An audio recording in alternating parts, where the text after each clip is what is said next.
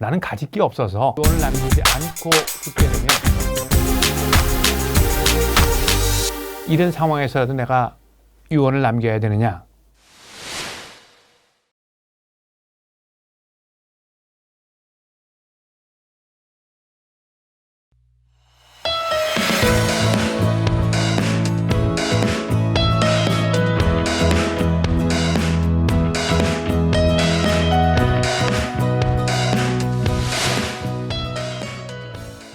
멋진 죽음이라고 하는 게 있는지 뭐 한번 생각해 볼 문제이긴 하죠. 그러나 이제 우리가 살아가면서 항상 죽음을 생각할 때마다 어떻게 우리 삶을 마무리할 것인가 하는 선택을 하게 됩니다. 특별히 우리는 이제 이 영상들을 통해서 아무것도 하지 않는 선택, 즉 유언을 남기지 않고 삶을 마무리하는 방법과 또 유언이라고 하는 것을 남기고 삶을 마무리하는 방법들을 쭉 생각을 해보고 있는데요. 대부분의 경우는 유언을 남기고 삶을 마무리하는 선택이 더 현명한 선택이다, 이렇게 결론을 내릴 수 있을 것 같습니다. 그래서 이제 많은 분들에게 기왕이면 유언이라고 하는 걸 남기고 삶을 마무리하면 좋을 것이 아니냐, 이렇게 제가 이제 조언을 하면 상당수의 분들이 나는 가질 게 없어서 유언 같은 거 필요 없다, 이렇게 이야기를 합니다. 사람들의 생각 속에는 유언이라고 하는 것은 꼭 재산이 많을 때에만 유언을 남겨야 된다 하는 생각들을 하게 되는데요. 우리 이번 영상에서는 재산이 그렇게 많지 않더라도 유언을 남겨야 될 필요성이 있다, 유언을 남기는 것이 도움이 된다 하는 상황을 한번 설정해서 생각을 해보려고 합니다. 자, 이런 상황을 한번 생각을 해보죠.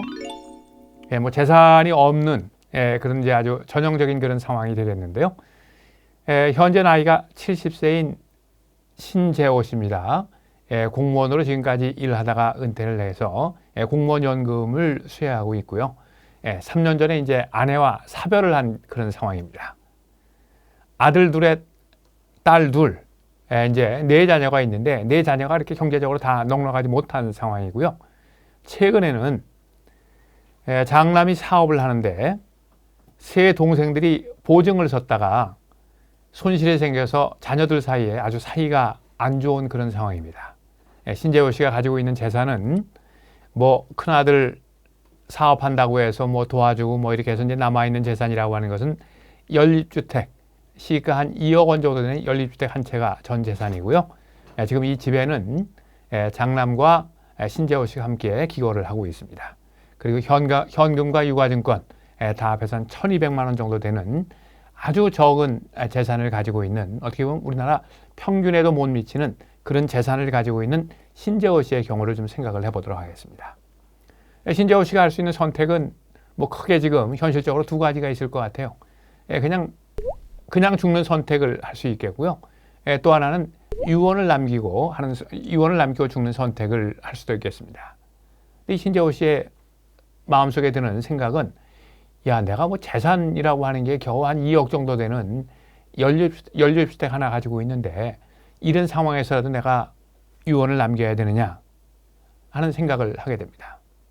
근데 저는 신재호 씨의 이런 상황을 생각을 해보면서 이 경우야말로 신재호 씨가 반드시 유언을 남겨야 될 그런 상황이다, 이렇게 생각을 합니다. 신재호 씨가 유언을 남기지 않고 죽게 되면 어떤 일들이 일어날 가능성이 높으냐면, 연립주택 한 채 2억 원의 가치뿐이 없지만 이걸 어떻게 나눌 것인가 하는 그런 과정에서 틀림없이 분쟁이 일어날 가능성이 있을 것 같습니다. 자, 우선 아버지가 살아있는 동안에 큰아들이 사업하는데 상당 부분 도움을 줬습니다. 나머지 세 형제 자매들은 살아있는 동안에 아버지로부터 도움을 많이 받은 형이 양보하고 우리가 더 많이 가져야 되는 게 아니냐. 또 우리가 이제 다른 영상에서도 살펴봤습니다만 특별 수익자라고 하는 게 있습니다. 살아있는 동안에 상속인으로부터 더 많은 재산을 받게 되면 이 특별 수익 재산을 다 합해서 상속 재산으로 해서 법정 상속을 해야 되는 그런 법이 있는데요. 형은 지금까지 더 많이 받았으니까, 장남은 더 많이 받았으니까 수익 재산을 합한다고 하면 가져갈 게 없다. 그러니까 우리 동생들이 더 많이 가져가야 된다. 사이가 나빠진 형제자매 속에서 이런 상황이 발생할 가능성이 높습니다. 그럼 장남은 어떤 주장을 할 것 같습니까? 야, 내가 지금까지 부모님을 모시고 살았는데 무슨 얘기냐? 내가 더 많이 가져야 된다. 이런 주장을 해서 형제 간의 사이가 더 나빠지고요. 경우에 따라서는 법정 분쟁으로 갈 그런 가능성도 높아지게 됩니다. 상속으로 인한 분쟁은 재산이 많고 적고 하는 것에 따라서 나누어지는 것이 아니라 형제들 사이의 감정의 상태나 살아있는 동안의 부모가 형제들을 어떻게 다루었느냐, 어떻게 대우했느냐 하는 것에 따라서 분쟁이 생길 가능성이 상당히 높아지게 됩니다. 그러니까 재산이 많고 적은 것이 자녀 사이의 분쟁의 원인이 아니라 살아있는 동안에 부모가 자녀들을 어떻게 대우했느냐, 또 자녀들 간에 서로 어떤 감정들을 가지고 있느냐 하는 것이 더 큰 영향을 미친다고 하는 것을 생각해 봤을 때 재산이 많거나 적거나 가리지 않고 유산을 남겨야 될 그런 필요가 있다 하는 생각을 하게 됩니다. 두 번째, 이제 신재호 씨가 재산을 많이 가지고 있지 않기 때문에 유언을 남기지 않아도 된다 이런 생각을 하는 이제 기저에는 뭐 세금을 내더라도 얼마 내지 않아도 될 테니까 뭐 그냥 죽더라도 큰 문제가 없겠다 이런 생각을 할 가능성이 높은데요. 그건 맞는 얘기입니다. 우리가 이제 모든 상속 재산에 대해서 세금을 다 내야 되는 것은 아니죠.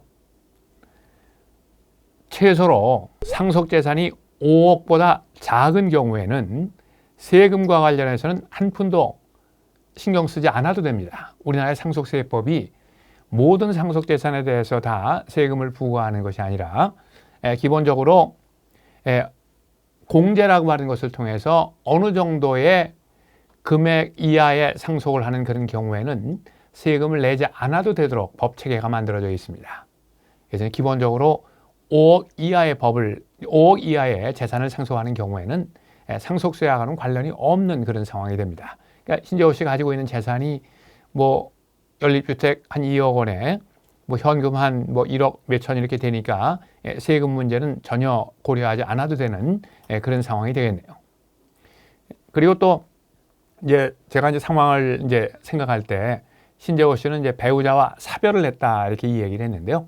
많은 분들이 이제 신재호 씨와는 달리 배우자가 살아있다 이렇게 가정을 하면 실제로는 한 10억, 15억이 되더라도 그 당시에는 상속세를 고려하지 않아도 되는 그런 법이 이제 세법이 만들어져 있다 이렇게 생각을 한다고 하면 세법 문제는 연립주택 한 채가 전 재산인 분에게는 고려하지 않아도 될 그런 상황이 되겠습니다.